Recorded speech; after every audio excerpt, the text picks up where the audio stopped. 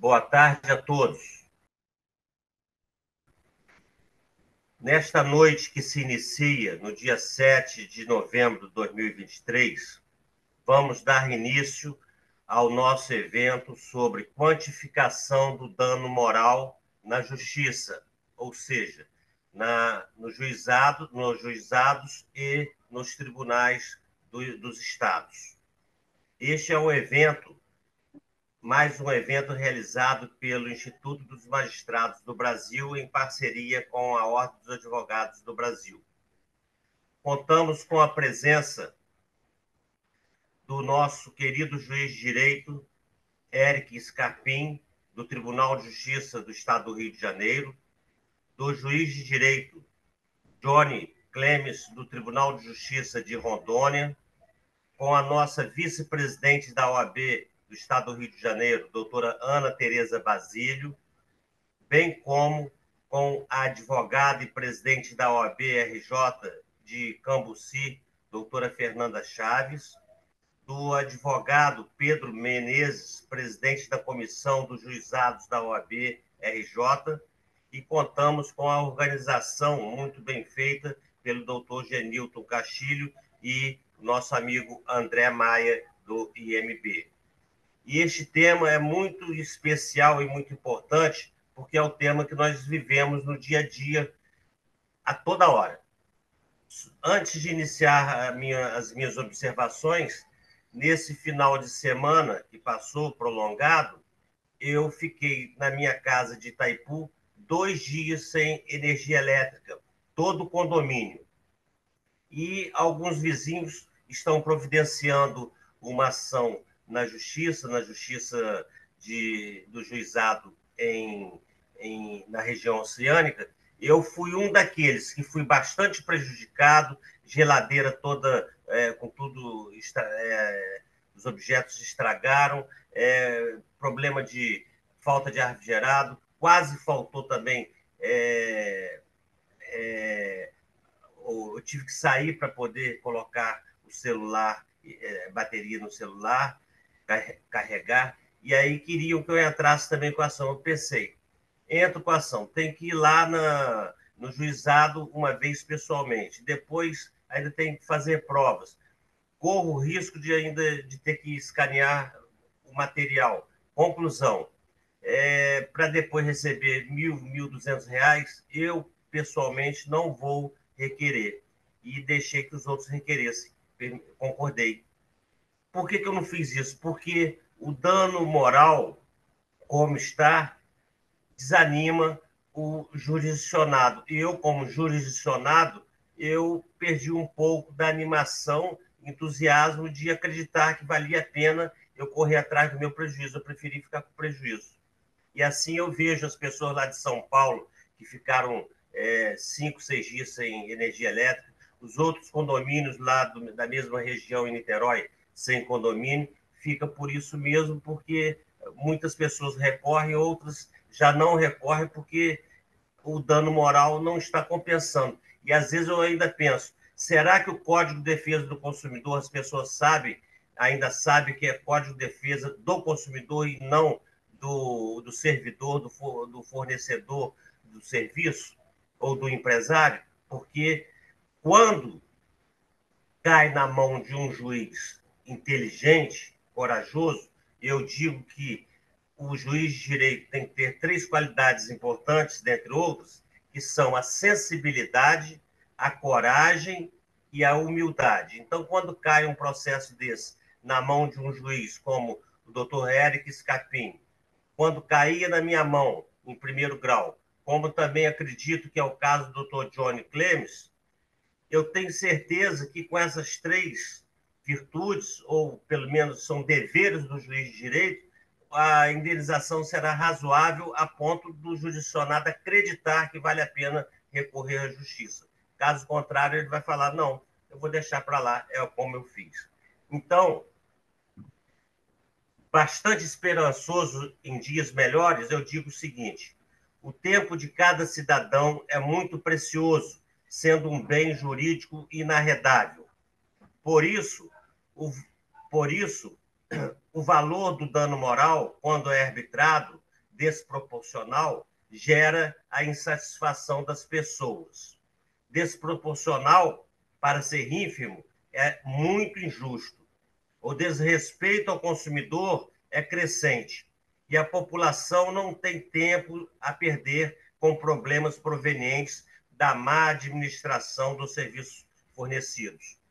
O valor do dano moral precisa ser pedagógico e suficiente de acordo com o tempo perdido, o potencial das partes envolvidas, além do caráter punitivo, para dar um basta às reiteradas falhas do serviço. A indenização precisa ser relevante para ser razoável e assim reprimir quem causa o dano, obrigando-o a melhorar e acertar os serviços prestados. Comum de se ver em juizados o julgamento improcedente sob a alegação de mero aborrecimento.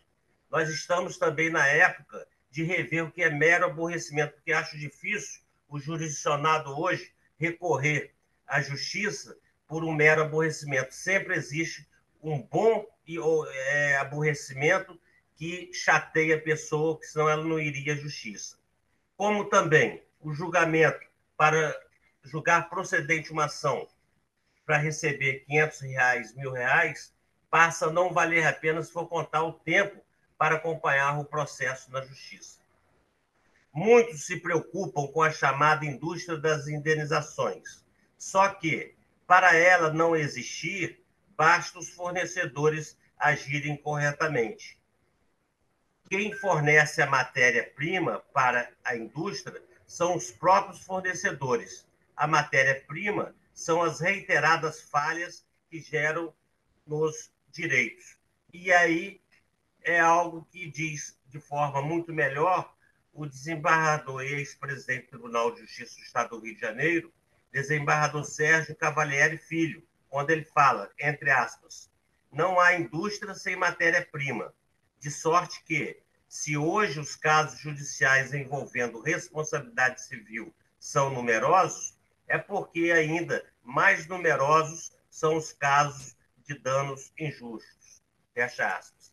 Então, passei as minhas observações para os meus colegas e vou passar a presidência dos trabalhos para o doutor Érico Scapin, que dará continuidade e passando a palavra aos demais até o encerramento, que eu estou ainda no meio de uma sessão criminal. Então, boa tarde a todos, fico com Deus.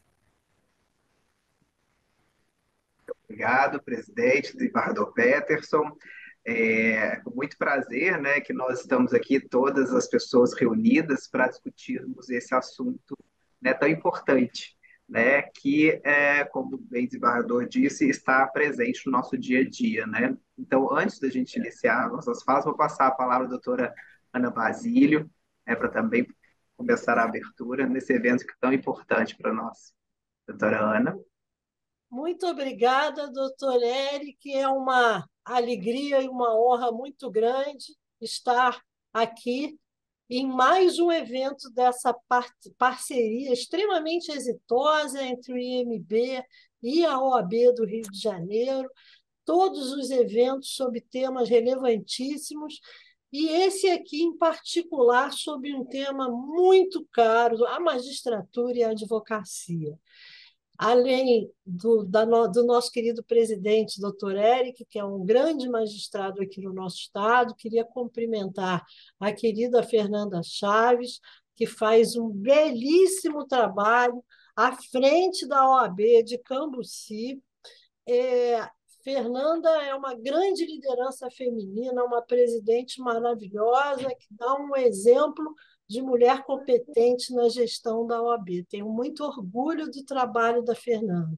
Também queria saudar aqui o doutor Pedro Menezes, nosso presidente da Comissão de Juizados Especiais Cíveis da OAB-RJ, também faz um trabalho brilhante, aguerrido, muito presente nos foros.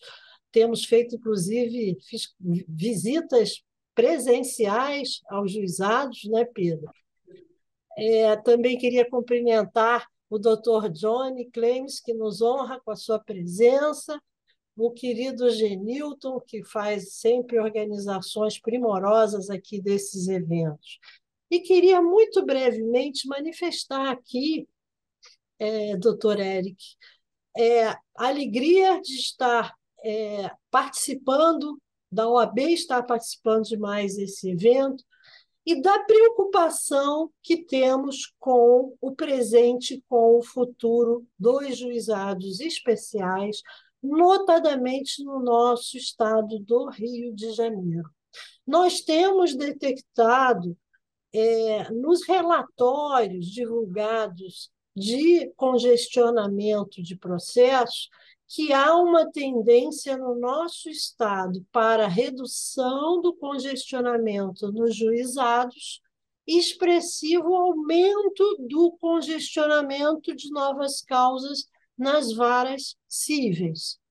Em outras palavras, estamos diante de um fenômeno que na verdade, uma disfunção do sistema, porque as ações, confeições, para serem rapidamente atendidas ou de forma desejada, rapidamente julgadas pelos juizados, estão migrando para as varas cíveis. E isso tem acontecido, na nossa visão, por vários fatores, mas um deles é pela percepção dos jurisdicionados e dos advogados que as indenizações para os mesmos fatos reputados ilícitos, elas têm sido fixadas em menores montantes nos juizados de uma maneira geral. E isso gera um desvio de causas indesejável para varas cíveis, causas que poderiam estar sendo muito bem atendidas nos juizados de forma gratuita e, portanto, mais acessível e mais democrática à população. Porque nós estamos falando aqui, vai se falar hoje aqui, e com muito mais precisão do que eu, das portas do judiciário abertas para a população através do juizado. Talvez seja o instrumento mais democrático de política judicial que a gente já teve na história do país, é o acesso aos juizados. Então, nos preocupa a diferença de jurisprudência para questões idênticas em vara cível e em juizado. Isso acaba gerando uma distorção dos sistemas. Eu acho que uma das questões muito importantes a serem avaliadas, principalmente por aqueles que estão nas turmas recursais, é evitar discrepâncias entre os dois órgãos da mesma justiça, para que não haja esse desvirtuamento de distribuições. Então, eu acho que esses aspectos, há outros que vão ser melhor desenvolvidos aqui, mas eu acho que a questão da uniformidade da jurisprudência nas câmaras do Tribunal de Justiça e nas turmas recursais precisa ser, por uma questão de segurança jurídica e por uma questão de viabilidade dos juizados, em consonância, seja quando se considera mero aborrecimento, a jurisprudência não pode ser tão discrepante em dois órgãos, o que gera, infelizmente, a impressão para o advogado e para a parte que a vara cível é mais vantajosa. Então, eu acho que esse é um dos aspectos, tem vários outros, mas eu queria destacar a nossa preocupação na Ordem dos Advogados do Brasil por esse fenômeno deletério da migração de demandas que têm feições de juizado para as varas cíveis e convidar os colegas, talvez outros problemas sejam detectados, algumas soluções sejam propostas, mas trazer a debate, já que é um tema de interesse social de todos nós, trazer a debate e a reflexão. Doutor Érica, muito obrigada por ter nos dado a palavra e, mais uma vez, eu saliento a alegria e a honra de estar participando desse evento e dessa parceria exitosa com o IMB. Muito obrigada. Muito obrigado, doutora Ana. É sempre um prazer, né, estarmos juntos, já participamos de muitos eventos, né, juntos, né, inclusive sobre essas questões ligadas, né, aos juizados especiais cíveis. Recentemente estivemos juntos, inclusive, né, naquele evento com o desembargador Alexandre Cano, o doutor Marcos Dessoni, justamente discutindo a questão do desvio produtivo, né, do tempo do consumidor, porque é o que nós falamos, né? De vez em quando, quando eu for fazer alguma exposição, alguma aula, alguma coisa, eu falo que o direito do consumidor, hoje em dia, ele é o ramo mais democrático, né, que nós temos do direito, porque, embora nós tenhamos, às vezes, umas questões administrativas, tributárias para resolver, mas o direito do consumidor, a gente vive ele da hora que a gente acorda até a hora que a gente dorme, né? A gente respira relação de consumo, né? Então, para falar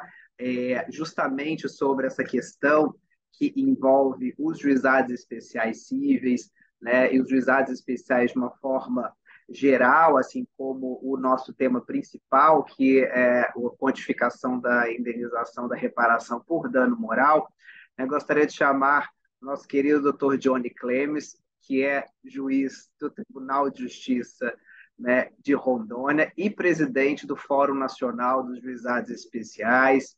Meu querido presidente, doutor Johnny, seja muito bem-vindo. Né? Vamos ter aí, então, vai falar muito melhor que eu, então já vou passar primeiro a fala para ele, porque depois eu venho só para poder falar alguma coisinha ou outra, porque teremos essa visão mais nacional aí também da região do Johnny sobre esse aspecto. Johnny, seja bem-vindo. A palavra é sua. Obrigado, doutor Eric. Agradeço o convite feito também pelo doutor Genilton, as brilhantes advogadas, doutora Ana, doutora Fernanda, o colega Pedro Menezes, que tenhamos aí um bom debate, levantando ideias e colaborando para o desenvolvimento do sistema judiciário. Conversando, trocando informações, sentindo as dores uns dos outros e dispostos a navegar, a flutuar no produto final dessa soma, que com certeza a gente encontra sempre o que haverá de ser o possível de melhor para todos nós.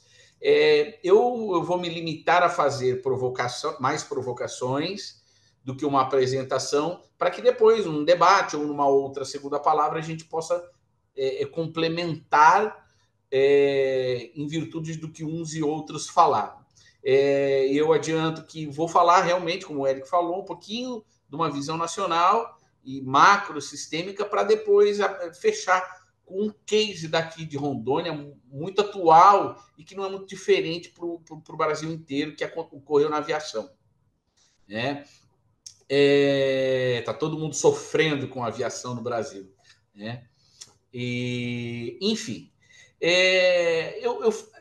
né, através de um método socrático, eu diria assim, em primeiro lugar, uma reflexão. Vamos resgatar para que serve o direito? Lá para as instituições do início do direito, ele vem surgindo para quê? Para nos dar uma vida melhor através do bom combinado. O bom combinado que virá através das instituições, da lei e dos próprios costumes formado a partir dessas convenções que as pessoas têm entre si, né? E estas convenções que mudam, porque a lei muda e ela vai procurar o quê? Uma situação de homeostase onde as regras atendem àquilo que pelo menos a maioria ou a força maior empurra para a região de equilíbrio dessa regra.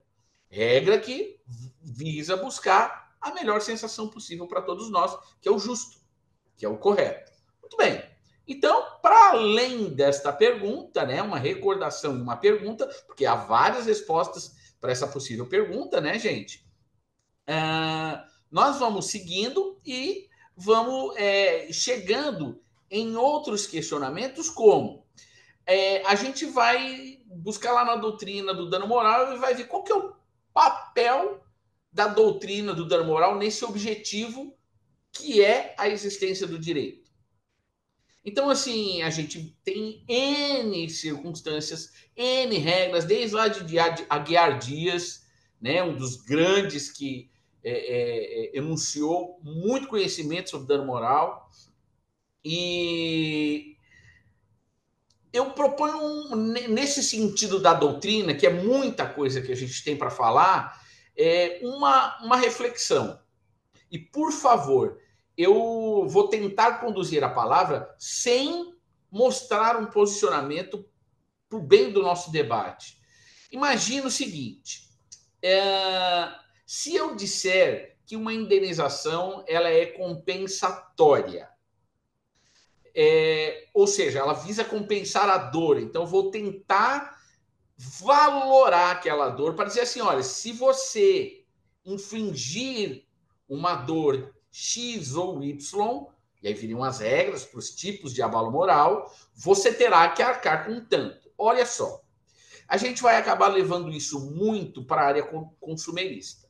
E o pensamento no direito consumidor, a gente não pode esquecer da análise econômica do direito, as forças econômicas, é uma ciência, e elas nos mostram o quê? Que tudo acaba sendo repassado para o consumidor através dos preços. Então, se eu estabeleço valores e estes valores acabam novamente compondo o preço desses produtos e retornam para os consumidores, será que eu estarei atingindo o objetivo do direito, desse Instituto do Dano Moral, na medida em que, com essa simples ação de estabelecer 2, 5, 10, 15, 100 mil reais, 1 milhão de reais, porque isso acaba sendo socializado. Isso pelo menos por esse tipo de raciocínio. Estou indagando. A gente vai lembrar aqui, por exemplo, o caso dos punitive damages, né, do direito norte-americano. E ali a gente vai pôr em comparação, por exemplo, em que no Brasil nós temos uma tradição de direito de dano moral individualizado. E nos Estados Unidos, isso costuma estar coletivizado. Então, assim, recentemente, eu falei que vou falar da aviação daqui a pouco, houve um grande embate onde as empresas aéreas diziam assim, olha, nós estamos com um alto custo por conta de muita condenação no estado de Rondônia. E, como um geral, eles reclamavam de alguns outros estados do Brasil. E nós começamos a fazer pesquisas e cálculos e chegamos à conclusão de que, daquelas N condenações individuais brasileiras, chegaríamos aí a um montante de 100 e poucos milhões de reais num ano. Só que, ao mesmo tempo, nós puxamos uma única condenação que ocorreu nos Estados Unidos por conta de uma lesão craniana num passageiro, em que foi estabelecido mais de $1 milhão de indenização, que é coletiva, em virtude da lesão daquele passageiro. Então, veja bem, nós temos lá um sistema, aqui nós temos outro. Aqui, alguns querem impor isso, e a gente tem alguns ensaios de condenação também a título coletivo. Mas se a gente ainda ficar na questão do dano moral individualizado, que é a realidade brasileira, eu só levantei isso para a gente poder perceber que, a nível de impacto que eu havia falado, seja aqui, seja lá nos Estados Unidos, que são só 2 sistemas sendo comparados, existem outros, nós teremos, ao final das contas, grandes impactos. E, ficando aqui no Brasil, nós temos um outro grande desafio, que é a famosa doutrina do mero aborrecimento. Eu acho horripilante essa denominação, respeito quem a usa. Por quê? Porque o dano moral, ou seja, o abalo que a pessoa tem nos seus bens imateriais, na sua sensação espiritual, ela tem que ser considerada a partir do momento que ela diz que está ofendida. Eu estou triste. Alguém pode não ficar triste com o mesmo tipo de ofensa. Mas se eu estou triste, aquilo me atingiu. Então, é inadequado, no meu modo de ver, chamar qualquer ofensa de mero aborrecimento. Eu gosto muito do Antônio Jeová, que ele procura classificar o dano moral como indenizável e não indenizável. Então, não há um mero aborrecimento, mas sim circunstâncias que serão indenizadas ou não. E aí a gente vai para um outro ponto. Quando a gente fala em dano indenizável ou não, a gente, às vezes, acaba conseguindo superar um outro problema que é a história da prova do dano moral. Existe a necessidade de provar ou não? Né? História do dano in re ipsa. Então, há muita crítica de alguns que dizem o seguinte: olha, uma vez provado tal fato, o dano moral é existente. E se você disser que tudo é um dano, ele é existente. Agora, se você entende que existem danos que têm que ser considerados como indenizáveis e outros não indenizáveis, você cai num outro problema, que é ter que estabelecer regras de preferência objetivas para dizer o que é o caso de um dano moral indenizável. E aí, mais uma escalada. O dano moral é indenizável, então, como é que nós vamos valorá-lo? Olha só, pessoal, outro problema. Porque, assim, eu vou encontrar danos de lesão em virtude de um acidente de veículo, danos por morte, danos por negativação indevida, por atraso de voo, e circunstâncias podem variar nesses casos que façam com que o dano moral deva aumentar ou diminuir, ou ter uma base. E aí, o que eu vou entender? Que existe um tabelamento, como já se falou no Brasil, tal como a antiga lei de imprensa, ou um tabelamento baseado na jurisprudência do STJ, mas ela varia lá. Nos tribunais e nas turmas recursais, ele vai variar. E até porque, assim, o FONAGE, que hoje eu represento como presidente, ele trabalha muito procedimentos, interpretações de procedimentos, e não entendimentos de mérito. Então, a gente não consegue, através do FONAGE, atingir uma proposta de tabelamento da moral. Daí, hoje, juizados especiais estarem no Brasil como um todo numa situação muito parecida com as varas. Por quê? Porque nós temos uma dificuldade muito grande, quanto brasileiros, juristas, de entender a doutrina do sistema de precedentes. Nós não conseguimos encontrar o ponto comum, que é o elemento do precedente, de que uma vez estabelecido pelo sistema, se a jurisdição é una, se o Estado é único e nós somos meros representantes, um disse é o que basta. Mas nós somos ainda muito aquele do caso a caso. Então, há muita dificuldade ainda cultural de nossa parte, porque, por exemplo, se nós analisarmos os juízes que estão variando, e realmente essa é uma crítica justificada, eu não digo que ela é com razão, ela é justificada, porque nós, juízes, variamos entre nós, e às vezes o próprio único juiz varia ele mesmo.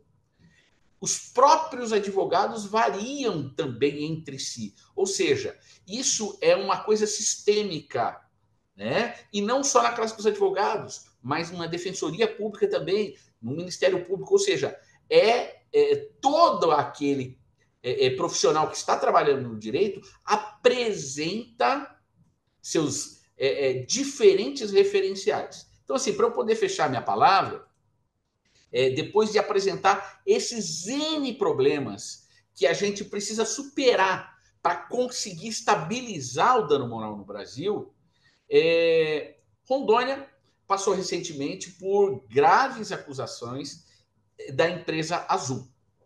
Eu não tenho medo aqui e também não é uma questão ética de citar nomes, porque eles foram colocados na imprensa, e foram respondidos institucionalmente pelo Tribunal de Justiça de Rondônia, de que poderia haver alguma coisa até errada, no sentido de que aqui tinha as indenizações mais altas do Brasil e de que aqui é onde mais se condenava. Mas depois de estudar, o que aconteceu? Foi ver que Rondônia, no Justiça em Números, é o estado que, proporcionalmente, mais judicializa. Isso pode ser, os advogados sabem bem disso, alto nível de cidadania.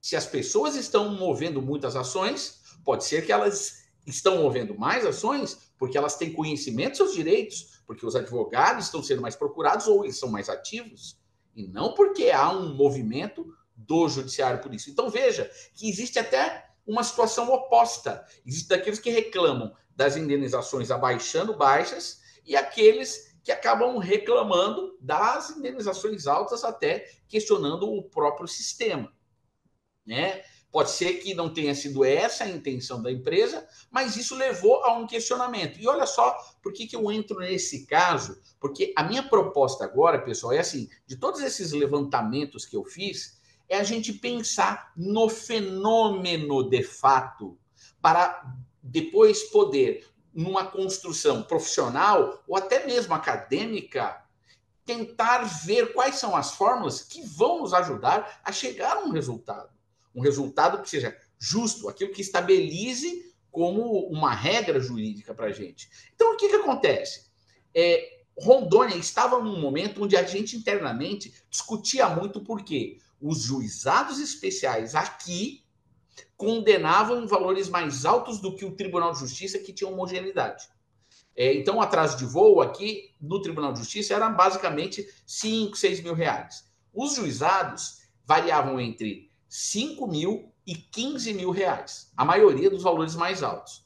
Só que já havia um fenômeno aqui de discussão entre os juízes de baixar estes valores. Com esta provocação que levou a discussões entre os três poderes da sociedade organizada, acabou que essas forças, numa interpretação pelo menos minha, fizeram com que os juízes começassem a baixar na direção das indenizações que o Tribunal de Justiça praticava. Então, o juizado especial começou a se encaixar também na calha dos 4, 5 mil reais de indenização. Imediatamente posterior, o que aconteceu? A empresa Azul, que tinha sido o estopim disso, começou a cancelar seus voos e aumentar o valor das passagens. Aí é uma questão de mercado, né? Menos oferta e subir. Então começaram a questionar. Ora, se uma pessoa diz o seguinte, está aumentando o dano moral, a empresa vai aumentar o valor ou vai se retirar, e isso é dito como lógica, mas o judiciário diminui o valor das indenizações e a empresa aumenta o valor das passagens e retira os seus voos, é um movimento inverso, totalmente contra a lógica das coisas. Então, assim, para nós do direito, é um desafio tentar entender onde o dano moral fica no meio de tudo isso. Isso para aqueles que vão dizer assim, o judiciário como orientador social, porque existem os outros que vão dizer assim, olha, embora o judiciário sinalize, e não como orientador, existem outras forças majoritárias, porque poderíamos falar também na ANAC, como um órgão regulador, mas que nesse caso se mostrou como alguém que segue uma teoria de não intervenção para esses casos. Ela veio, procurou conversar, mas não houve nenhum tipo de intervenção. E fechando esse caso, o que mais poderia acontecer? Ministério Público e órgãos legitimados moverem ações. Foram os últimos a agir.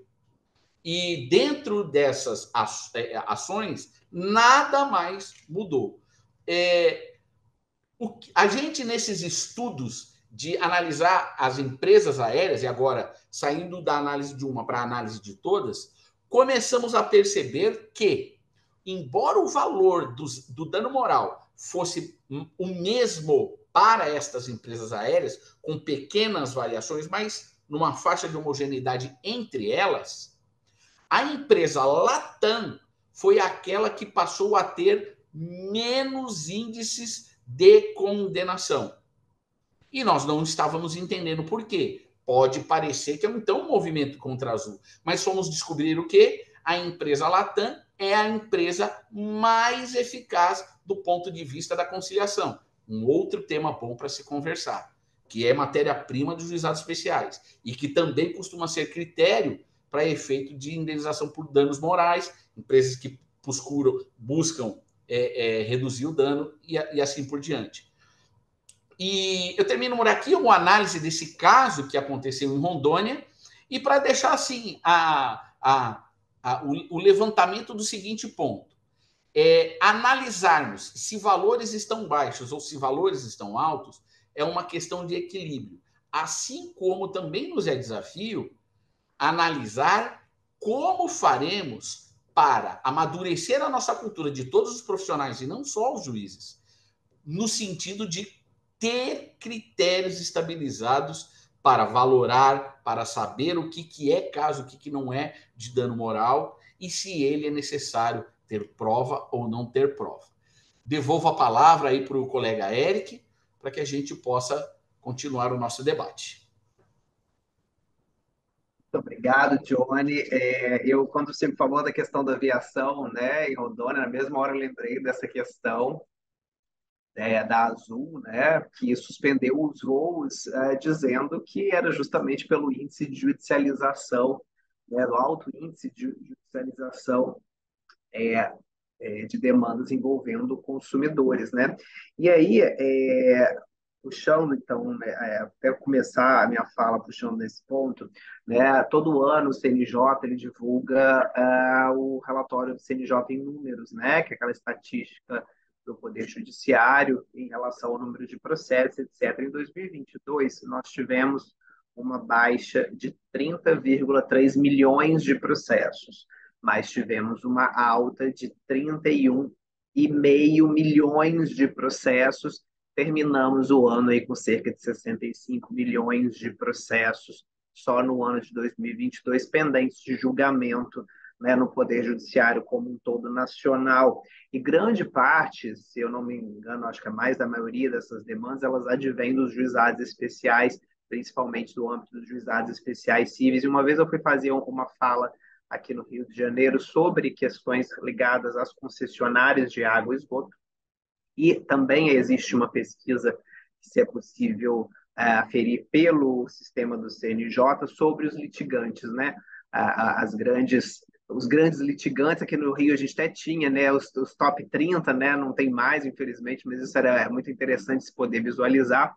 O primeiro, né, isso coincide muito com o país todo, é a fazenda pública, né, são as execuções fiscais. E, em segundo lugar, vem a sua grande maioria, instituições financeiras e fornecedores de produtos e serviços de uma forma geral no mercado de consumo. Então, de um lado, a gente tem esse paradoxo, né? Fala-se muito da indústria, a indústria do dano moral, né? Da perseguição, da litigância predatória, da utilização indevida da máquina judiciária, mas também, de um outro lado, a gente tem uma falha na prestação de serviços constante por parte do fornecedor, dos fornecedores, né, de produtos e serviços de uma forma geral. Por isso que eu falo, o direito é o ramo mais democrático que tem. Ninguém precisa ser advogado, né, operador do sistema de justiça para saber que a gente sempre tem problema, né, com algum fornecedor de produtos e serviços, né, no mercado de consumo. E essa relação ela é tão importante que o próprio Código de Defesa do Consumidor ele eleva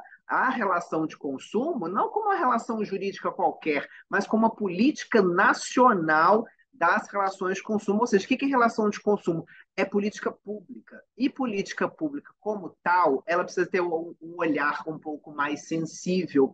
E quando a gente trabalha a ideia de política pública, não vou nem entrar aqui na questão dos ciclos, né, da política pública, isso tem diversas teorias que trabalham e correntes, mas só na questão da implementação de uma política pública e na avaliação dessa política, vamos utilizar de dois ciclos, apenas dois integrantes desse ciclo, a gente verifica que essas relações de consumo não têm sido muito bem avaliadas porque elas não são devidamente cumpridas pelos fornecedores. Porque a partir do momento em que se contrata algum produto, algum serviço, ou qualquer tipo de relação jurídica com um fornecedor, você espera alguma questão em contrapartida, que é aquilo que você, né, vem adquirindo. E então, quando nós procuramos a fazer essa análise dessa política nacional, né, das relações de consumo, eu acho que ainda nós temos um árduo caminho pela frente, porque se de um lado a gente tem uma liberdade decontratar, porque a gente escolhe se a gente entra naquela determinada loja, se a gente entra em contato com aquele fornecedor, fala assim, eu quero comprar esse aparelho telefônico. Mas a minha liberdade ela é mitigada a partir do momento que a loja fala, tudo bem, você quer comprar esse telefone? Tudo bem, mas você tem que assinar esse contrato e essas cláusulas já estão todas aqui prontinhas e se você não aceitar, essa relação não será estabelecida. Então, não tenho liberdade contratual na hora nem de discutir o início dessa relação, quiçá, né, durante o seu eventual descumprimento. E quando a gente fala de relação de consumo, em que a oferta ela vincula o fornecedor, a oferta não só vincula, mas também durante a relação contratual, como a fase pós-contratual. Quando a gente trabalha, por exemplo, fornecedores de produtos que colocam determinado bem no mercado de consumo, ou que durante a fabricação, a importação, esses produtores eles têm que ter peças de reposição e uma vez cessada essa importação e etc., essas peças precisam ainda ser durante um prazo razoável, né, colocadas para que possam suprir as deficiências desses produtos. Isso não é realizado. E aí a gente já discutiu em diversos eventos, tanto da OAB quanto do IMB, sobre a questão dessa indenização por danos morais, quando a gente tem essa falha recorrente, né, da prestação dos serviços por diversos desses fornecedores. E aí, eu gosto, as pessoas falam muito sobre essa indústria do dano moral, mas eu acho que ainda também é uma indústria de falha na prestação do serviço. Então, quando a gente trabalha, né, esse caráter pedagógico, punitivo, a gente tem duas correntes, né? Eu não vou falar que isso não existe no Brasil, porque nós adotamos os punitive damages, que seria coletivo, e no caso concreto, individualmente, tem essa corrente que fala que não pode ser aplicado porque não há previsão legal. Então, começamos também a discussão a partir disso. E quando a gente vai trabalhar a relação de consumo e juizado especial, o juizado especial, até falei isso num evento que eu participei da OAB em Niterói, o juizado especial ele é a consagração de um direito constitucional de acesso à justiça. E se eu sou desmotivado a acessar a justiça para pedir um direito que é meu, de ser, inclusive, reparado, seja lá no artigo 5º da Constituição, que fala que o Estado vai promover a defesa do consumidor, mas também no próprio Código de Defesa do Consumidor, que trabalha direito essencial e básico, como a reparação e a prevenção dos danos.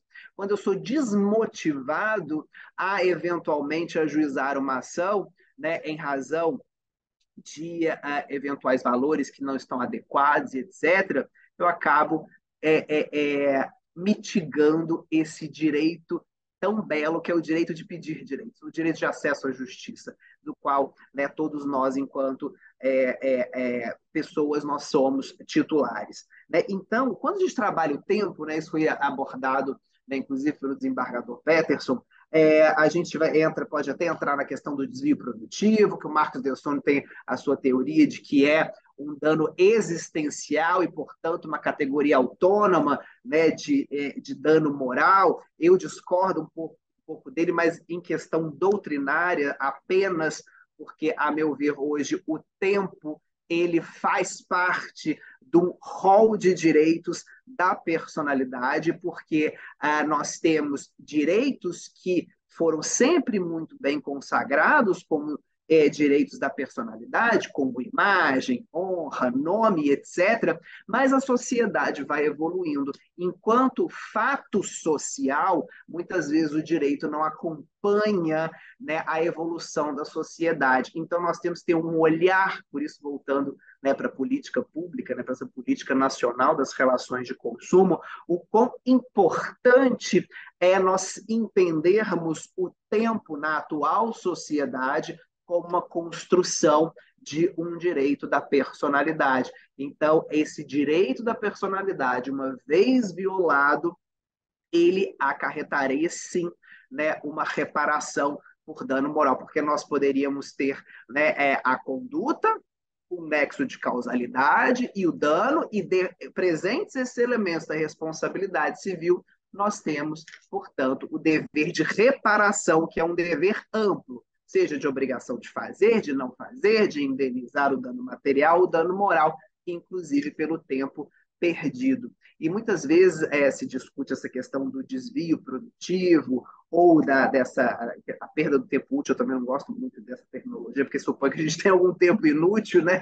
E hoje em dia, eu acho que ninguém tem tempo inútil na vida. Se você tem o seu tempo para você descansar, né, depois de um dia de trabalho, isso não é um tempo inútil, isso é um tempo para a gente ter a nossa saúde mental em dia, a gente não surtar, né? Então, esse é um tempo útil e precioso. Então, quando você perde esse tempo para ficar 2, 3, 4 horas num telefone para resolver um singelo problema, isso, a meu ver, pode caracterizar, sim, uma ofensa a esse direito tão precioso que é o direito ao tempo nessa sociedade tecnológica que nós vivemos. Então, trabalhar esse acesso à justiça e essa judicialização do tempo é entender que política nacional de relação de consumo precisa de um olhar diferenciado. Por quê? Porque consumidores são vulneráveis. Não é Eric que está falando isso, não. Consumidores são vulneráveis, os consumidores, porque dentro dessa política nacional das relações de consumo, que está lá no artigo 4º do CDC, diz que essa política é regulada por uma série de princípios, dentre eles a vulnerabilidade do consumidor. Então, vulnerabilidade é um conceito jurídico pré-determinado, pelo Eric, não, é pelo legislador, entendendo que todos nós, enquanto consumidores, já nascemos vulneráveis porque nos encontramos numa relação contratual ou extracontratual já desequilibrada desde o seu nascimento, porque eu não tenho a mesma paridade de conhecimentos, de tecnologia, de armas, vamos dizer assim, né, inclusive jurídicas, do fornecedor. Se eu compro um celular que explode no meu ouvido enquanto eu estou fazendo uma ligação, eu não entendo nada de engenharia mecânica, de engenharia elétrica, nada de tecnologia, né, e, portanto, sou sim uma pessoa vulnerável em relação àquele fornecedor. E dentre essas ideias, né, ligadas à vulnerabilidade, independentemente de inversão judicial do ônus da prova, que vai estar lá no artigo 6º, inciso 8º, nós temos a inversão legal, que está lá no artigo 12, artigo 14 e no artigo 38 do CDC, que gera uma obrigação do próprio fornecedor de demonstrar a regularidade da prestação do serviço.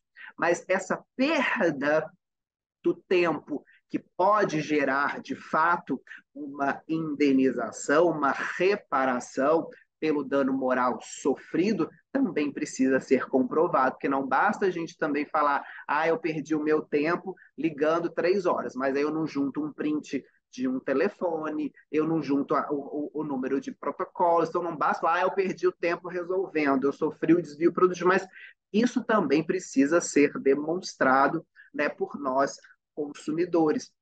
E aqui no Rio de Janeiro, Johnny, nós tínhamos, inclusive, uma súmula do Tribunal de Justiça, que eu acredito que todos os advogados e as advogadas conheçam essa súmula, né? Já estou vendo o pessoal rindo aí, que é a súmula 75, né, do Tribunal de Justiça aqui do Rio de Janeiro, que dizia, né, que o mero descumprimento contratual não acarretava indenização por dano moral.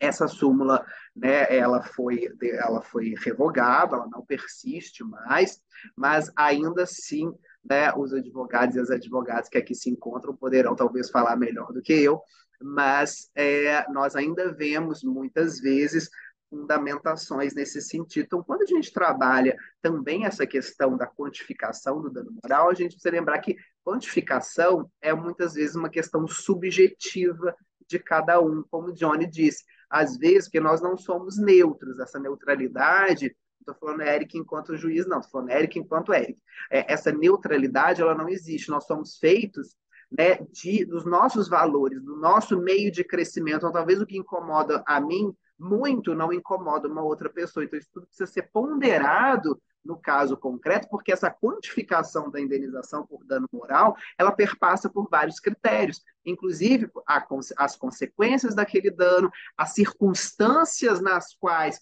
aquele dano foi praticado pelo fornecedor, né? E também, né, a razoabilidade e a proporcionalidade, além de diversos critérios, e aí a gente pode também elencar essa perda do tempo, né? Que quem perde, às vezes, 15 horas ligando, tem uma indenização maior do que aquela que ficou 5 horas, né, numa ligação para resolver um pequeno problema. Às vezes a pessoa que perde, né, o voo que é cancelado de forma indevida e fica 24 horas no aeroporto, né, tem que ter talvez um olhar um pouco mais atento do que aquela que teve um atraso de 5 horas. Então, essa quantificação, embora seja de difícil discussão, porque ela pressupõe muito a análise do caso concreto, ela é difícil justamente para a gente falar assim, tem que ser assim, assim, assim, assado. Então, por isso que eu gosto muito do método bifásico, né, da fixação da indenização por dano moral, que o STJ trabalha em alguns casos, né, em alguns acórdãos da Corte Superior, em que se parte de uma ideia inicial para aquele determinado caso concreto, por exemplo, negativação indevida. Partimos de tantos R$ 1.000 caso haja inscrição indevida do nome daquele consumidor, daquela consumidora no órgão, nos órgãos restritivos de crédito. E dependendo das circunstâncias, então, por causa daquela negativação, houve a comprovação de que ela perdeu o financiamento, de que houve o bloqueio do seu cartão, de que ficou 2 anos com o nome negativado, circunstâncias do caso, aquela indenização pode ser majorada ou muitas vezes diminuída. Então, né, e já para aqui me encerrando, que eu já estourei meu tempo, né, enquanto falamos de juizado, de acesso à justiça e de proteção dessa política nacional das relações de consumo, nós precisamos sempre lembrar da proteção de que os consumidores que são vulneráveis precisam ter, inclusive, né, no seu tempo. Bem, então agora eu encerro a fala, né? Agradeço a todas as pessoas aqui que com muita paciência me ouviram. Vou passar, né, a palavra agora para a doutora Fernanda Chaves, para falar muito melhor agora sobre a visão da advocacia também nesse grande evento. Doutora Fernanda, seja bem-vinda, a palavra é sua, por gentileza. Obrigada. Boa tarde a todos. Primeiramente, eu quero externar aqui minha alegria de estar nesse evento. Estou muito feliz de estar podendo participar desse evento, juntamente com essas celebridades aí. É muito bom ouvir um pouquinho da visão de vocês e, e dizer que, assim, a minha situação, na verdade, assim, eu fui chamada não para falar de forma generalizada, mas para falar da questão nossa aqui do interior. Campos é uma cidade do interior, onde é comarca de vara única, e existe um juiz para resolver todos os problemas. E a gente vê, e aí assim, eu posso falar por aqui, pela região, não só pelo município, que realmente a gente percebe que o dano moral não cumpre o caráter que deveria cumprir, que a gente entende, que não seria só a questão indenizatória, mas a questão também punitiva das empresas, que são as partes mais fortes, né, e que na verdade deveriam a gente espera que o judiciário venha para equilibrar essa balança, né? E aí a gente percebe que existe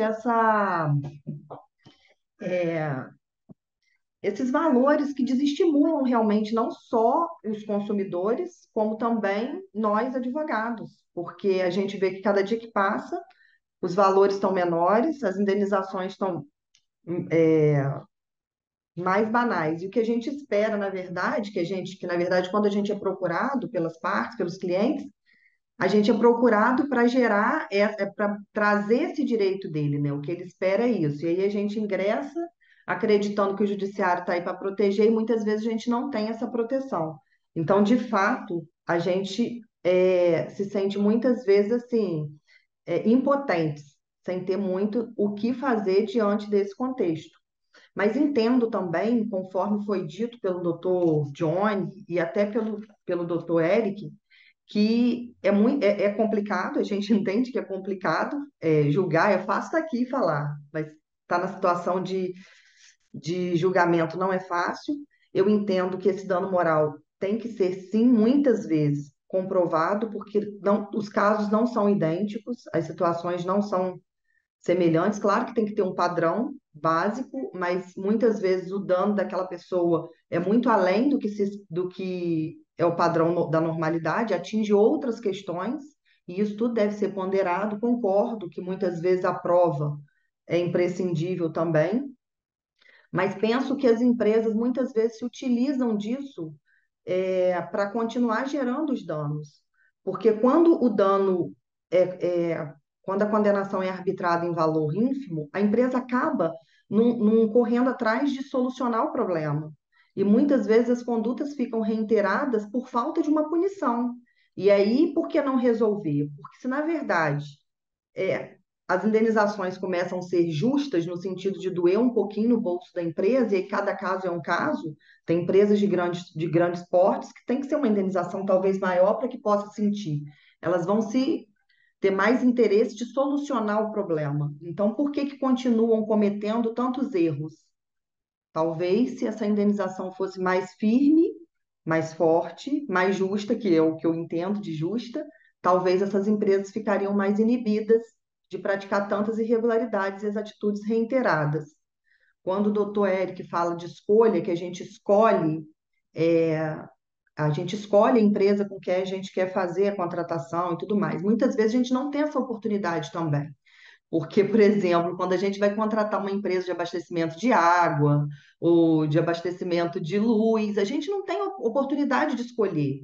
É o que tem e tudo bem, e é aquilo que a gente tem que suportar. E muitas vezes a gente fica também condicionado a suportar aquilo. Aqui em Cambuci é uma cidade pequenininha. A gente teve um problema uma vez com uma telefonia de celular, ficou totalmente fora do ar. E isso não foi um mês, não foi 2 meses. E ingressaram em juízo e o juiz entendeu que não era caso de dano moral, e no final todo mundo teve que ir para outra empresa de telefonia. E tudo bem, existiam outras empresas de telefonia. Mas e quando isso acontece, por exemplo, como aconteceu aqui agora recentemente, com uma empresa de abastecimento de água, que a gente só tem uma e não tem para onde ir, e não se resolve o problema e não existe dano. Então, isso deixa a gente totalmente de mãos atadas, como profissional da área e até como consumidor. A gente não tem muito o que fazer.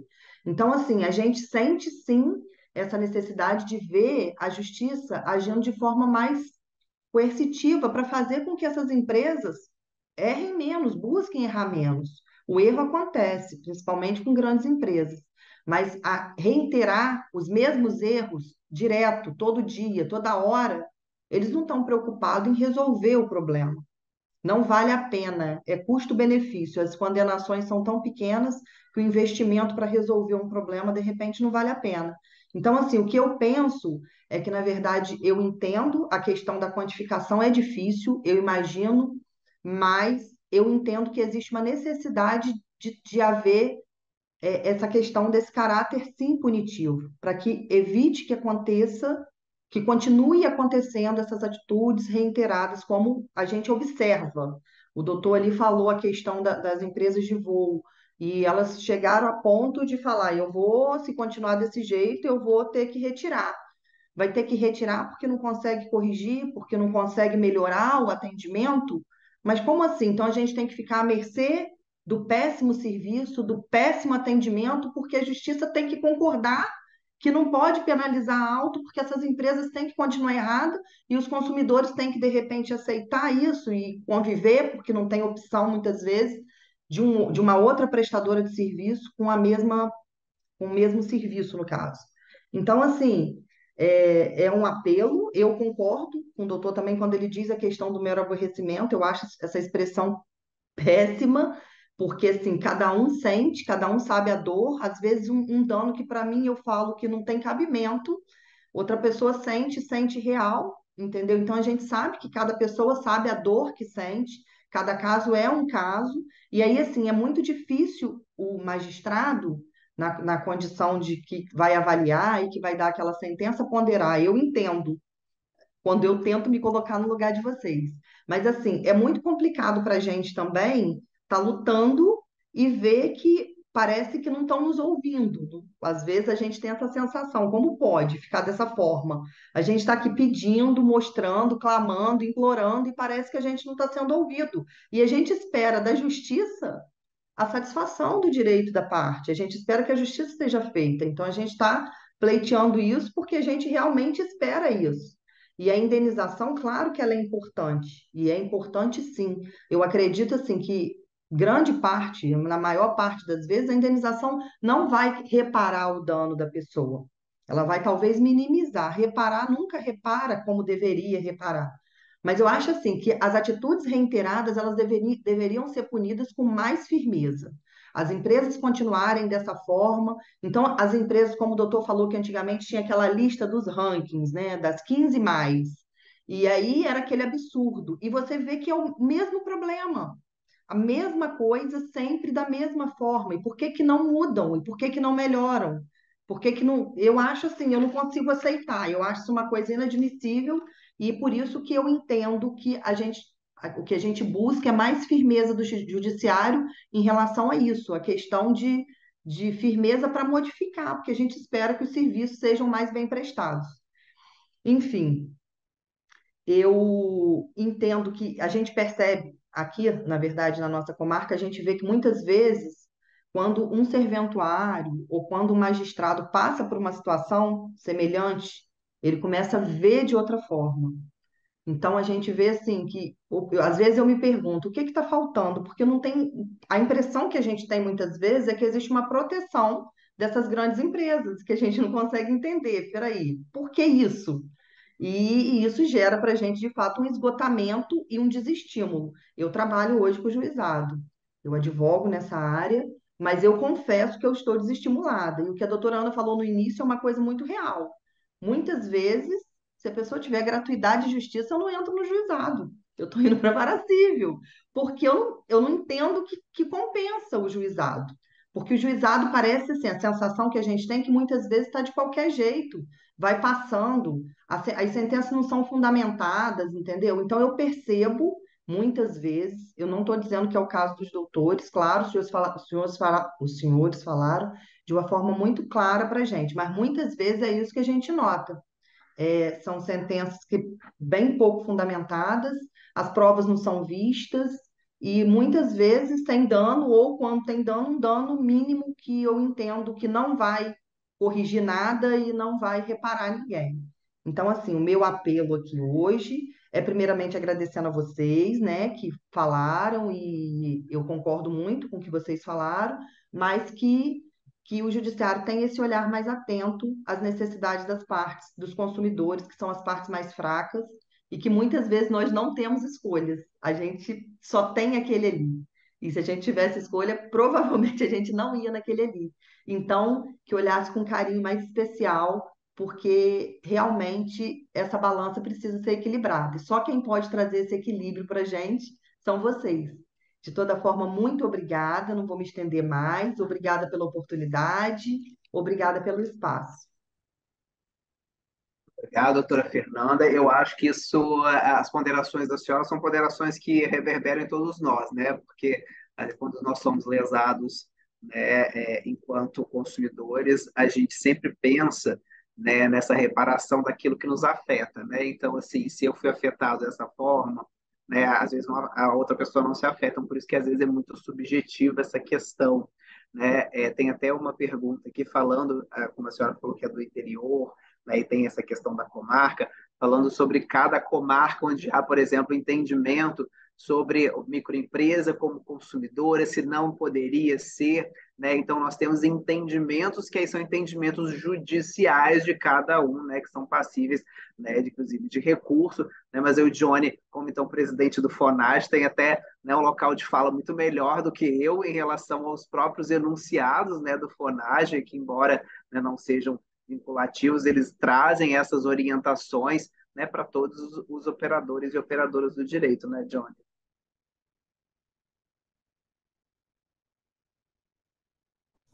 Se eu entendi, você deseja que eu fale, Eric? Não, só se você com alguma ponderação, porque se você tem alguma ponderação, inclusive, sobre essa questão dos entendimentos das empresas como consumidoras e etc., não? Porque cada juizado teria um entendimento diferente, né? Então, só levantei essa bola para ti. Sim, sim. Então, assim, na realidade prática, o que acaba acontecendo? E é o produto, a essência que fomentou o nascimento do FONAGE lá nos idos de 1996, 97. Produção de entendimentos diferenciados, e o sistema dos juizados especiais estava ali em 95 nascendo, e ele buscando algo novo, que era uma estabilidade de entendimentos, né? De lá para cá vem produzindo seus enunciados, como eu disse, na maioria consegue estabilizar a parte procedimental. São raros os enunciados que se ensaiam algo no sentido do mérito, a não ser algo meramente instrumental para uma análise de mérito. E no caso dos juizados especiais, nestes anos de desenvolvimento, o que a gente percebe é de que existe em alguns lugares estabilidade. Por exemplo, aqui na região norte, Porto Velho, em Rondônia, a capital, Porto Velho, Acre, Rio Branco, que é a capital Rio Branco, Roraima,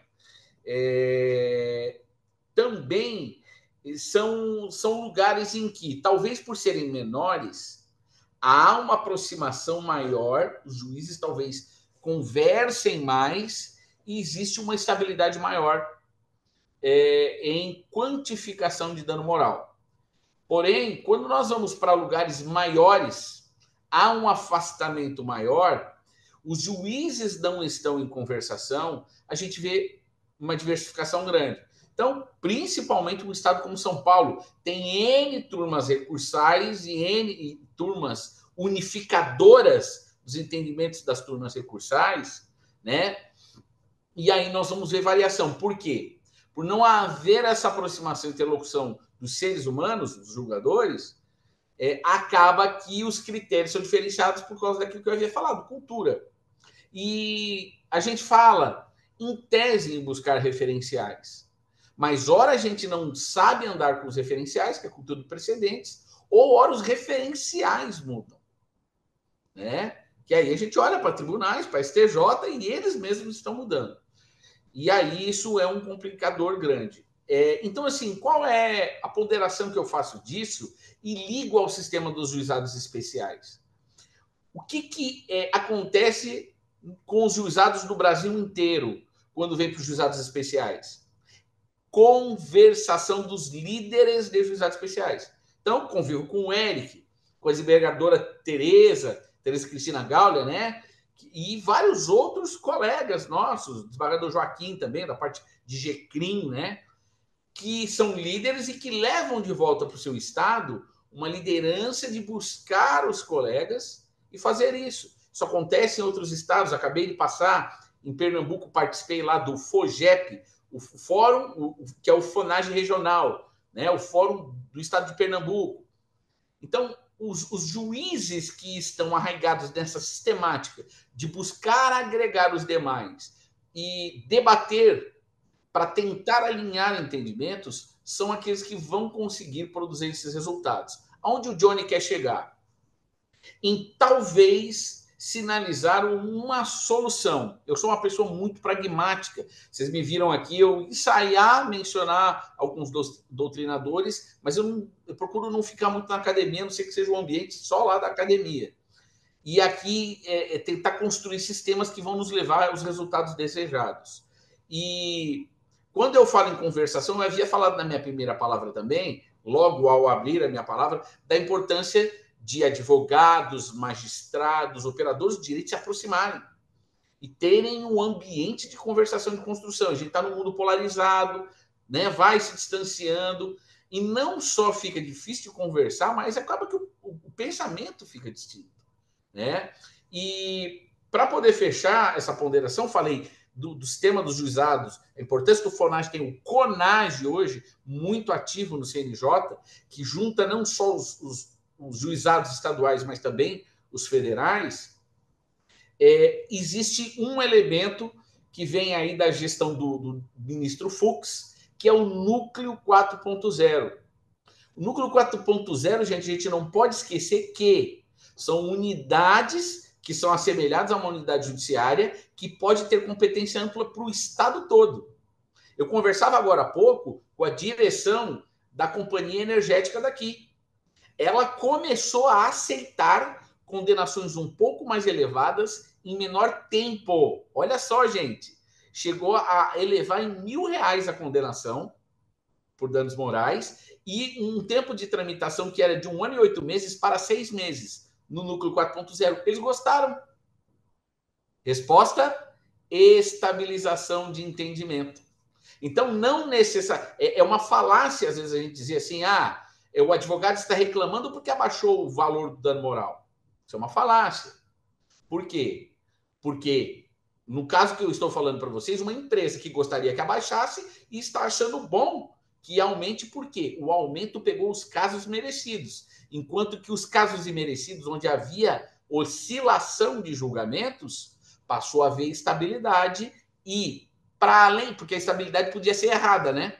Para o lado contrário. Além de estabilidade, a precisão, porque o Núcleo 4.0 é feito como uma vara especializada. Ele cuida só das ações da companhia energética, só da companhia de aviação, só da questão de saúde. Os magistrados ficam especializados e no Núcleo 4.0 conversam entre si. São pelo menos 3 magistrados para cada núcleo que trabalham o estado todo. Pode trabalhar metade do estado, só uma grande capital, como o Rio de Janeiro, né? Mas vai gerar estabilidade. Então, eu acho, gente, e acredito que, para um futuro, a gente pode apostar nisso. Seja se aproximar em sistemas como o Fonage, os atores conversando cada vez mais, né, Érica? A gente vem trabalhando por essa aproximação, e também no investimento nos núcleos 4.0. E falo isso aqui para advogados, porque o futuro do núcleo depende dos advogados, porque ele é estabelecido na medida em que as partes anuem, ele não é obrigatório. Então, a gente precisa plantar e investir para mudar esse nosso novo mundo. É isso, Érica. Obrigado, Johnny. Inclusive, esse diálogo é tão importante. Oi, doutora Ana. Oi, Eric, você me permite só uma observação À vontade, claro. ao raciocínio do Dr. Johnny e as suas ponderações?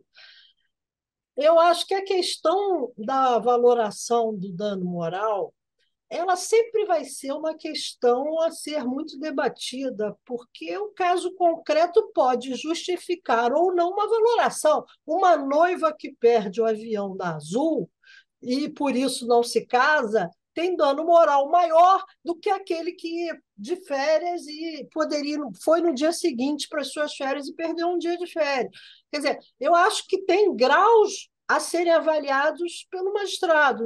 A gente não consegue muito fugir disso.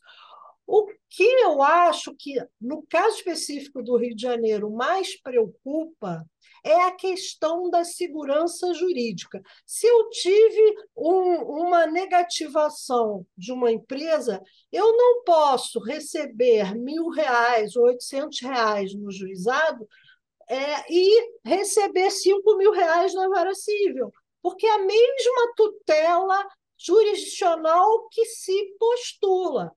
Eu não posso ter, para o mesmíssimo fato, dosimetrias totalmente discrepantes. Senão, o que acontece? Eu passo ao jurisdicionado, que é o consumidor desse serviço, que ele é melhor, que seu direito é melhor atendido na vara civil. E aí você cria a discrepância que nós estamos vivendo hoje no Rio de Janeiro, que é um inexplicável maior congestionamento das varas cíveis e um menor congestionamento nas varas de juizado especial. Vou dar um exemplo para ficar bem concreto o que eu estou dizendo. Eu e o Pedro Menezes fomos aos juizados aqui da capital, na sede do Tribunal de Justiça, nos andares inferiores. Lá nós temos, em média, 2.000 processos por cada juizado, com 6 servidores e um juiz. Se eu for para Nova Iguaçu ou Campo Grande, eu vou ter 11.000 processos, 3 servidores e um juiz. Então, o que acontece? Nós estamos com discrepância de distribuição e um acréscimo indevido às varas cíveis recebendo pleitos que têm feições de juizado. Então, eu acho que é uma questão de direito, cada juiz vai fixar o seu dano moral, mas eu acho que é muito importante a gente enfatizar a necessidade de coerência dos tribunais, pelo menos no âmbito territorial que eles se inserem, porque o juizado é um braço do mesmo poder judiciário que a vara civil é outro.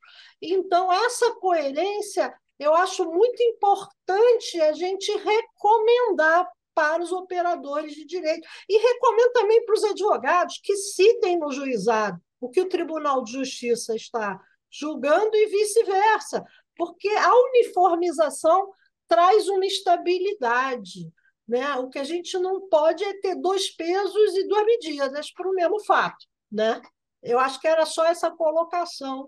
Lembrando, claro, que eu não nego a subjetividade da fixação, é uma tarefa difícil do magistrado, mas a coerência com fatos de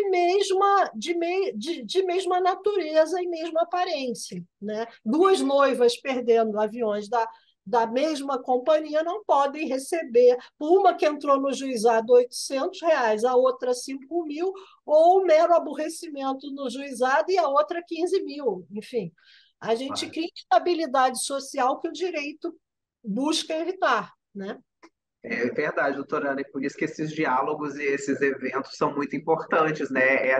Né? Inclusive, né, Johnny, já fica até o convite para todos aqui participarem do próximo FONAGE, que acontecerá agora final do mês. Cada vez mais nós temos recebidos, né, Johnny, nos FONAGEs, advogados e advogadas debatendo os enunciados e levando propostas de enunciados para aplicabilidade nesses juizados de forma nacional. Né? Gostaria então de passar a palavra agora ao doutor Pedro Menezes, que é presidente aqui da Comissão da OAB dos Juizados. Doutor Pedro, seja bem-vindo. A palavra é sua. Obrigado, doutor Eric, doutor Johnny, doutora Ana Teresa, presidente da OAB, doutora Fernanda Chaves, cumprimento Genilton também, ao Maia, ao desembargador Peterson, que teve que sair, conta da sessão que ele estava participando. É um enorme prazer fazer parte desse evento. Cumprimento também todos os colegas, advogados, magistrados, servidores que estão aqui presentes. A reflexão sobre a questão da quantificação do dano moral é perceptível que nós todos, independentemente da posição, nos afeta, né? E nos é um assunto muito caro. Como foi dito, e eu não pretendo me alongar, serei breve, foi muito bem colocado e assim me deixa muito feliz poder escutar isso de magistrados com relação à questão, né, do que o Dr. Johnny colocou, né, porque acaba que nós vemos muitas das vezes uma desvirtuação de ver a procura do jurisdicionado pela justiça. Muitas vezes se coloca, né, como uma vontade, né, de se enriquecer ilicitamente, e não é verdade. Na verdade, nós precisamos entender que há, sim, um alto nível de cidadania. Por que não? Na verdade, as pessoas procuram e elas sabem das consequências, né? Mas a verdade é que nós temos visto, por parte do judiciário como um todo, de uma forma geral, uma busca, na verdade, e aí um intuito de um exercício de uma política pública de estímulo à procura do judiciário, à procura do juizado. E o juizado, digo aqui, né, porque eu estou à frente hoje da comissão, temos membros aqui da comissão, nós temos fomentado discussão com relação ao juizado, buscando a valorização do juizado, dos magistrados do juizado, dos advogados do juizado, porque muitas vezes são colocados como menores, inferiores, que tratam de questões menos complexas. Não, isso não tem nada a ver. A lei própria ela não fala em casos menos importantes, né? Ela fala em menos complexos. E os menos complexos, a verdade é que estão no nosso dia a dia.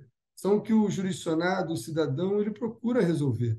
Quando esses do dia a dia, que são mais frequentes, eles não são resolvidos, isso vai se tornando uma grande bola de neve. Essa que é a verdade. Então, há uma procura, não há uma solução. E aquilo ali ele vai ter um outro problema. Tem um problema, como foi colocado aqui, de aviação, depois um problema com telefonia, um problema com banco, que as questões não se resolvem, não há uma melhora. Então, tivemos um tempo, foi colocado até o termo aqui, fenômeno, eu entendo como fenômeno e complementaria como um novo tempo, uma nova era, onde, de fato, havia indenizações, talvez com pleitos, talvez mais simples. Hoje, e aí nós poderíamos enumerar a quantidade de questões do motivo, que nós hoje temos uma dificuldade maior, mas o fato é que os danos morais, os valores dos danos morais, eles estão mais baixos. A doutora Ana trouxe a questão da segurança no comparativo entre vara civil e juizado, que traz também um desestímulo de procurar o juizado em si, obviamente, mas numa visão está baixo tanto na vara civil como no juizado. Pode estar um pouco melhor na vara civil, mas também não está condizente. Por que eu digo isso? Porque, na verdade, não há uma melhoria na prestação de serviço. Obviamente, você vai depositar no judiciário todo esse dever, toda essa esperança? Obviamente que não. Cada órgão ele tem o seu papel. Nós temos o papel das agências reguladoras, nós temos o papel, sim, de toda essa fiscalização, mas eu vejo que quando o jurisdicionado, por meio do advogado, ele procura a justiça, ele precisa receber essa prestação jurisdicional. Senão porque nós precisamos entender também que a judicialização há também porque há uma esperança de uma solução. Imagina se nós não tivéssemos a justiça, como é que nós resolveríamos? Então, como o doutor Johnny fez toda essa construção do direito em si, a procura por uma sociedade onde haja realmente solução. Então, eu não pretendo me alongar aqui numa parte de uma visão mais filosófica da questão, mas o fato é que nós hoje temos uma dificuldade muito grande. O sistema do juizado tem questões mais graves que dificultam ainda mais? Sim, uma delas é a questão do baixo dano moral em comparativo à vara civil. Outras, só vou citar aqui, mas todos nós sabemos. A questão das custas, para recurso nominado, a impossibilidade de complementação dessas custas.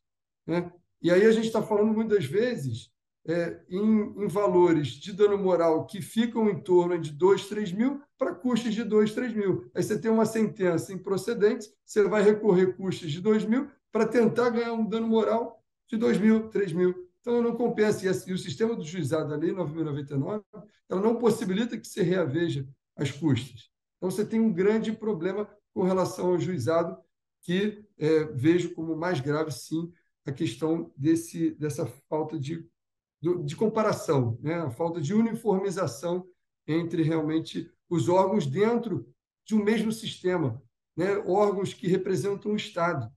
Como o Dr. Johnny também colocou, o magistrado, vejo dessa forma, com muito respeito, muito zelo, porque são profissionais gabaritadíssimos, que passaram no concurso com louvor, mérito, que exercem a profissão com grande maestria, mas eles estão dentro de um sistema, estão dentro, fazem parte de uma representação do Estado. Quando você busca um serviço do Estado e você acaba tendo e ficando à mercê da própria sorte, ou seja, cai numa turma, pode ter um entendimento, cai numa outra turma, pode ter um entendimento, isso causa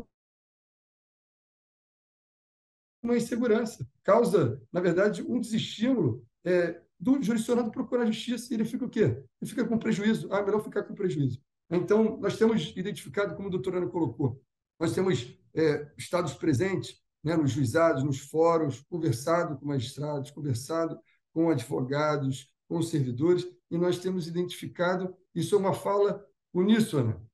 Olha, doutora, trabalhem com essa questão do dano moral. O juizado, realmente, o dano moral ele está muito baixo. Então, assim, a gente, obviamente, como órgão, como órgão de representação dos advogados, nós não podemos inflamar, nós não podemos, na verdade, estar, como é que posso dizer, baseados no sentimento? Claro que não. Nós precisamos ser profissionais precisamos ter frieza, né, no entendimento e buscar, sim, realmente fundamento, né? Mas o que vemos, na verdade, na prática, como eu disse, é um baixo dano moral, mesmo diante de casos com provas.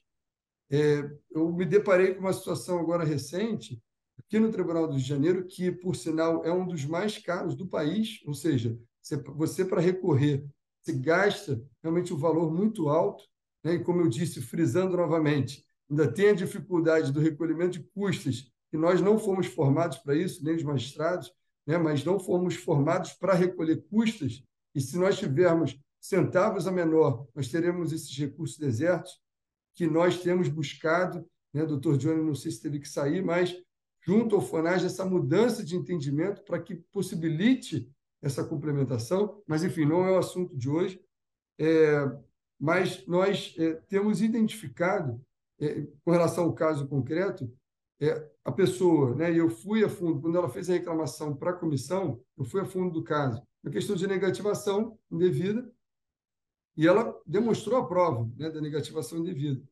E ela conseguiu, em primeira instância, o valor de R$ 9.000 de dano moral.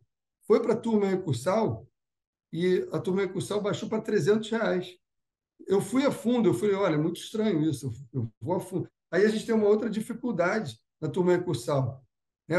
A Lei 9.099, ela fala que a decisão ela tem que ser com fundamentação sucinta.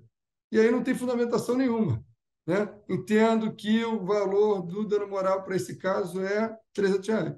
E como é que você recorre dessa situação, né? Como é que você recorre desse caso?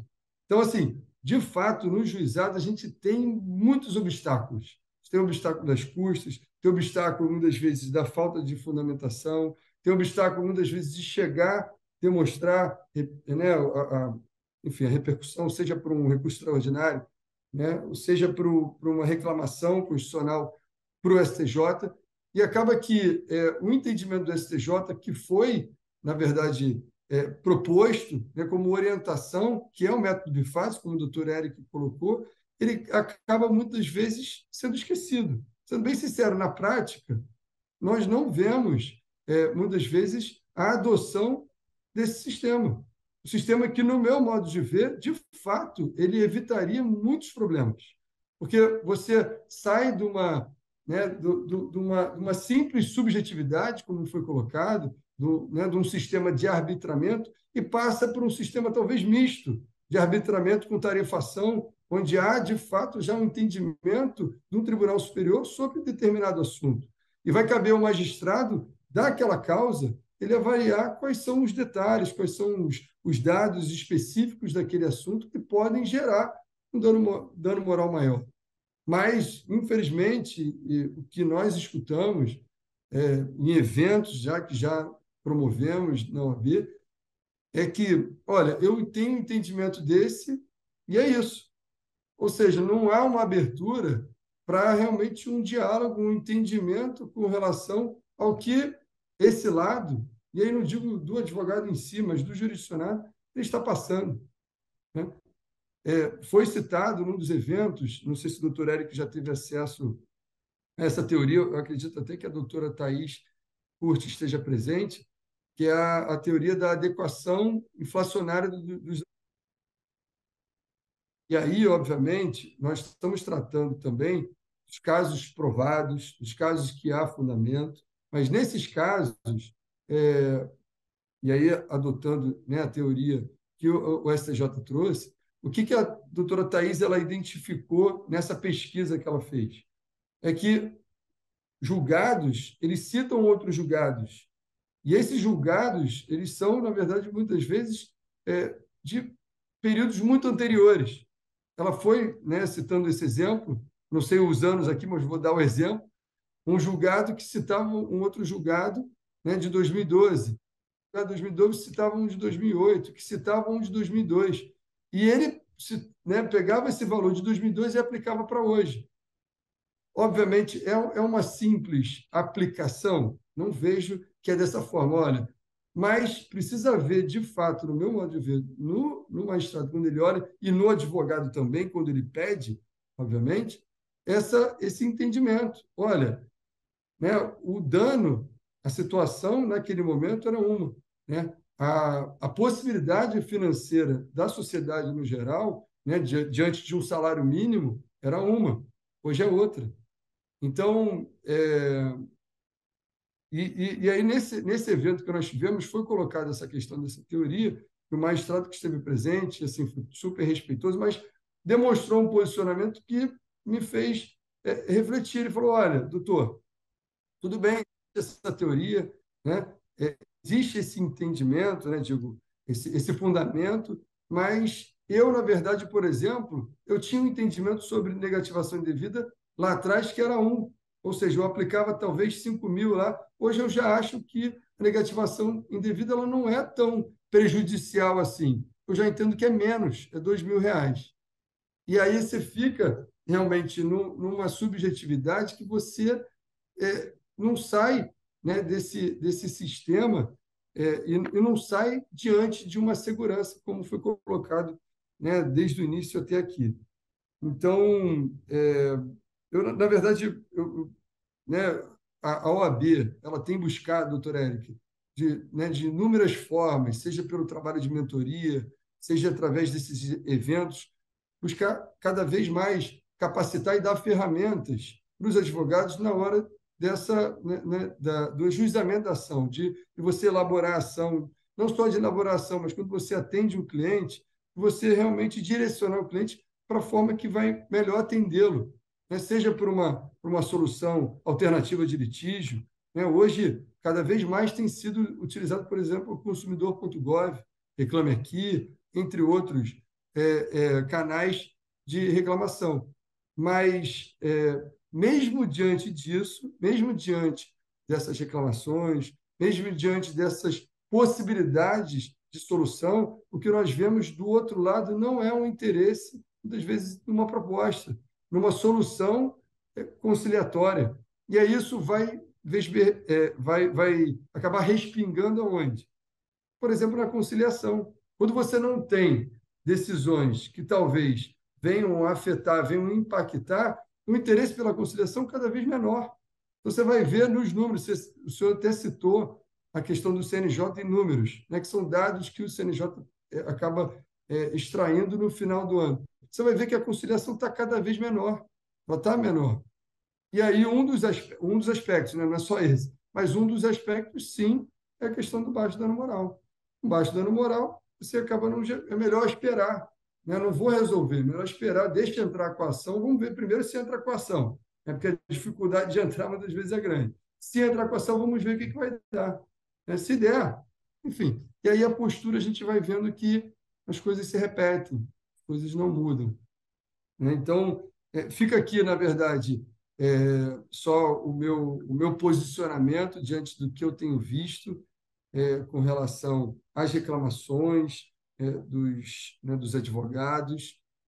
Fica aqui o meu respeito, admiração pelo trabalho e abertura e humildade por realmente nos escutar, porque eu vejo que realmente forma-se um grande profissional e capacita cada vez mais quando o profissional está aberto a escutar, né? Nós podemos falar coisas certas, coisas erradas, mas cabe a cada um que está escutando poder realmente extrair aquilo que é bom, aquilo que realmente vem trazer um enriquecimento. Então, esse evento, eu vejo que é um grande marco. Eu sei que já tiveram outros eventos, mas é um grande marco sobre o assunto, sobre a possibilidade de estarmos conversando. E aí queria aproveitar essa oportunidade para também convidar a todos, o doutor Eric estará presente conosco no dia 13/11, no evento, num seminário que faremos aqui na OAB, no 9º andar. A doutora Ana Tereza estará conosco também, dentre outros, doutor Alexandre Chini, doutor Antônio Abirrâmia, magistrado também, dentre inúmeros advogados que estarão também dialogando nesse seminário sobre juizados especiais cíveis, onde abordaremos inúmeros aspectos, inúmeros assuntos, dentre eles a questão do dano moral. Então, agradeço novamente a oportunidade. Devolvo a palavra ao doutor Eric. Muito obrigado, doutor Pedro. Assim como o senhor, né, eu tenho acompanhado aqui o chat e vejo como são as discussões, como as discussões são inúmeras e grandes sobre a questão da quantificação das indenizações por danos morais, porque se de um lado nós temos questões que precisam ser provadas, muitas vezes ligadas à própria subjetividade, temos outras que são ligadas a direitos da personalidade, que muitas vezes são danos morais em ré ipsa, não dispensam o próprio necessidade de demonstração, né, naquele caso concreto em si. Acho que o Johnny teve um problema de internet, então ele caiu, acho que está tentando voltar, mas tivemos muitas outras questões pontuadas aqui no chat, que eu acho que serão, inclusive, muito bem analisadas no seminário do dia 13, né, doutora Ana? Tem muitas questões ligadas, né, a assuntos específicos que vão ser tratados no seminário do dia 13. Né? Eu, com muita honra, fui convidado para participar desse seminário. Não sei, né, como eu vou falar nesse encerramento depois de tanta gente boa falando antes de mim, mas, enfim, eu darei o meu melhor lá, eu prometo. Bem, eu queria agradecer, em nome do IMB, a todas as pessoas que aqui estiveram hoje nesse evento de muita importância e potência para que esse assunto possa ser melhor desenvolvido e melhor debatido, porque sem o debate as coisas não mudam, né? Sem as discussões, as reflexões, a gente permanece num status quo que não é modificado e a gente está aqui para poder discutir para que as coisas possam ser mudadas, debatidas e melhoradas. Doutora Ana, gentileza. Eu gostaria de, mais uma vez, doutor Eric, agradecer a oportunidade valiosíssima do debate entre a advocacia e a magistratura a respeito dos temas.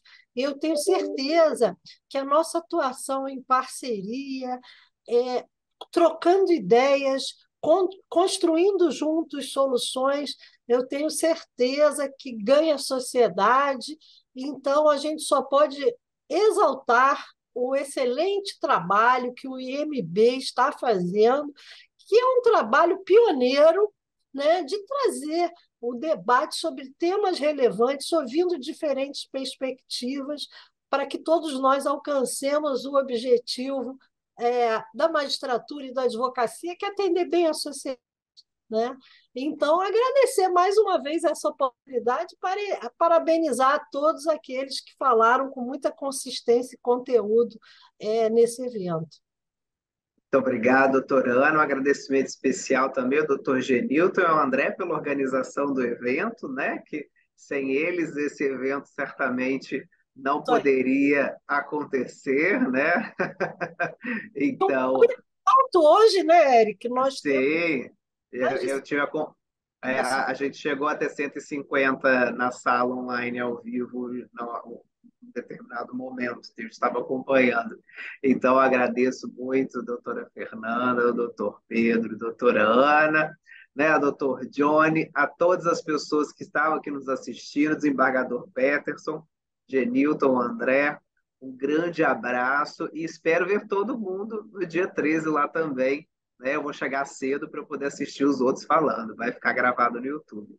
Gente, uma ótima noite a todas as pessoas. Desejo uma semana muito iluminada para todos. Muito obrigado. Grande abraço a todos. Doutora Érica. Obrigada. Um abraço a